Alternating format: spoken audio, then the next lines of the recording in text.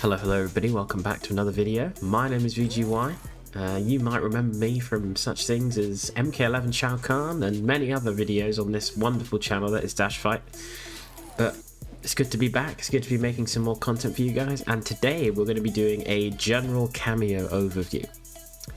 So this video is going to help those of you who maybe you've picked a main character but the cameo selection is what you're struggling with. This video is going to help you decide what cameo is best for you and best for your game plan, as I'm going to go through every one of them and essentially tell you the goods, the bads, the uglies, and everything you need to know, pretty much.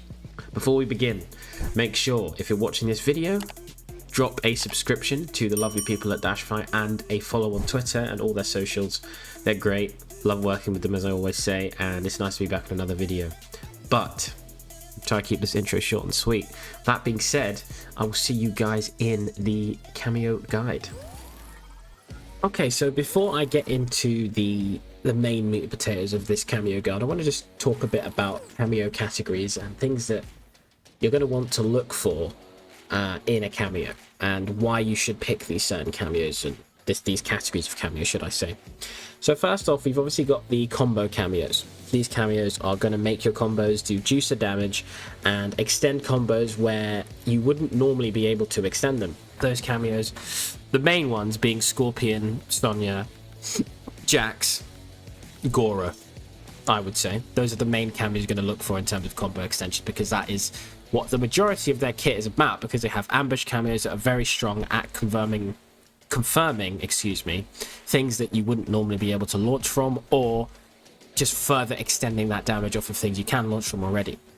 You've also got neutral cameos as well, so cameos that are going to assist you in the neutral. So Kano with Kano knives, Striker with Striker grenades, Motaro with his reflect and his projectile and his turret, Frost with her ground freeze, Sector with his missile. You've also got a lot of neutral help cameos, Kung Lao being the most prominent one at the moment, which you guys should know, of course. These cameos are obviously very strong for helping you patch that gap where you're trying to get in and you need that hit.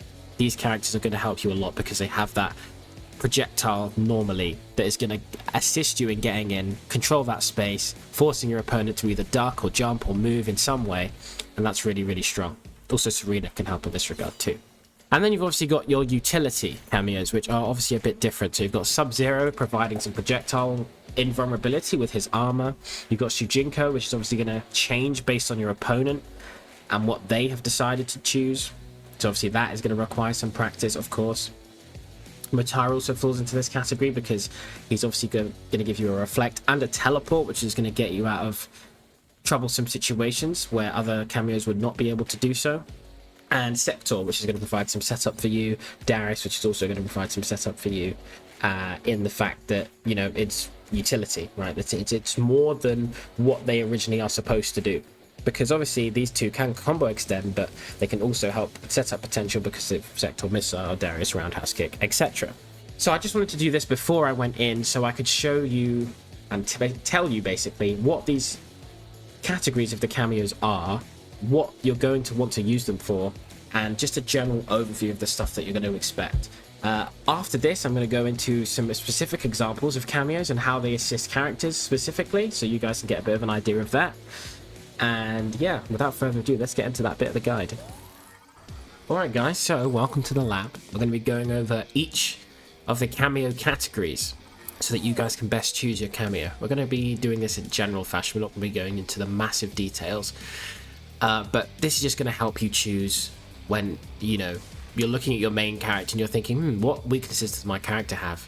And you want to fill them in with a cameo, or you want to enhance the strengths that that character already has. This is the purpose of that, so we're going to be going through that stuff. So first and foremost, we have the combo extension cameos. These cameos obviously do additional things besides combo extension. For example, you can see Sonya and Scorpion on the screen here, who I believe are the most prominent combo extension cameos, like that's their main purpose. Sonya obviously has a ring and Scorpion has an overhead which can be used, but for the most part these guys are the combo extenders. And if, for example, Sub-Zero here can do that. I drop the combo because I'm mad. For example, that string, not normally comboable, but with Sonya and Scorpion, you can combo this. like so. Now obviously this is just a very simple example, but these cameos are the best at this job. So for example, if you think that your character requires an additional assist to help get those meterless combos, like for example Sub and Sonya are a very good duo, it allows him to get combos off of things he wouldn't normally be able to. So for example, if I do this here, it edges out my damage a bit more. If I didn't have Sonya, I wouldn't be allowed to do the conversion such as that, because the damage is just much better, and the situation that Sonya's cameo provides makes me able to do that extra damage. A Scorpion is in a similar boat for Sub-Zero, kind of the same conversions. As you can see there, edges out a bit more extra damage, 30%, which is never a bad thing. Obviously you can get way more creative than this. Again, I'm just doing the simplest examples, but these cameos can do that, while also providing other utility, like I say. So Sonya has Energy Ring, which you can use to get in. Scorpion has his Overhead, which can catch people that are blocking low, which can obviously give you a free combo, which does a nice little chunk of meatless damage. These are the cameos that you're going to want to pick if you require combo extension, but also a little bit of extra utility. And it's not just limited to these two. Goro provides the same thing. Darius also provides some combo potential. We're going to get into those cameos a bit later, but for combo potential, if your character is lacking that meterless damage or conversion potential that you need to try and get the damage in this game, because getting the touch in this game is very important, cameos such as Sonya, Scorpion, Goro, etc. are going to be the one for you to pick. Okay, so we're back in the lab, and this time we've got two different cameos with two different characters that help with different jobs. So firstly, we've got Goro. Now Goro is what I would say is a support cameo, in that he essentially just makes everything you have better on block and gives you some more launch routes, with the fact that his cameo is obviously an ambush cameo, which is very versatile. And Tanya's a great example of this, because with Tanya, she gets a launcher off of her armor move, which normally would not be the case. Like so. Pretty solid damage as well for the fact it's a safe armor move, right? So with characters like Tanya, and Kung Lao does the same thing here, Goro provides that extra bit of damage on top of the fact that you're using an armored reversal to get out of situations. So Goro is the cameo that can help when maybe your defensive options are lacking, or you don't think your defense is that good, so you like using armor prevalently. And Goro is a cameo that can help make that a bit safer, whilst also providing extended combo routes, like this for example. You know, you can combo off of meterless things because of the fact that Goro is an ambush. So he provides combo potential, like I said before in the last part, but also gives you the ability to combo off your armor, which is really strong in this game because armor is very prevalent. Now moving on to Johnny Cage and Kung Lao, this is a completely different style of cameo helping the character. So Johnny, obviously, as we know, very, very strong character, and doesn't have many weaknesses. One thing he lacks in this game that's very apparent is a projectile. He doesn't have any, because of the fact his rushdown's so good, but Kung Lao gives him a low projectile, very fast on startup, very good damage on hit, and also very good frames on hit, so you can jail things like this if they try and move, which is very, very strong. Now, in addition to that, he provides obviously launching options, which are really strong for Johnny, because, you know, meterlessly he can't really get launches outside of like his launching strings. But for example, if you hit this mid string, you're not normally getting a launch, right? But this with Kung Lao will give you a launch, which is really, really strong. So it's filling in the holes that Johnny has, albeit very few, but filling in those holes makes Johnny an even more dangerous character, which is why you see this team so often, because it's very strong. And also with Johnny, he has a lot of built-in overheads. So for example, 2-1-2 ends in an overhead. So you can do 2-1, low hat. Forward 3-4 ends in an overhead. Forward 3, low hat. The world's your oyster with this, honestly. Forward 4, overhead low at the same time. Very hard to block. It just makes him very functional, even more so than he usually is. And Lao Hat does this for a lot of characters. So if you have built-in strings that have overheads, Lao Hat, instead of the overhead ender, would provide a mix-up, provide some plus frames on block and hit, which is obviously very, very strong, and very, very good recharge rate as well.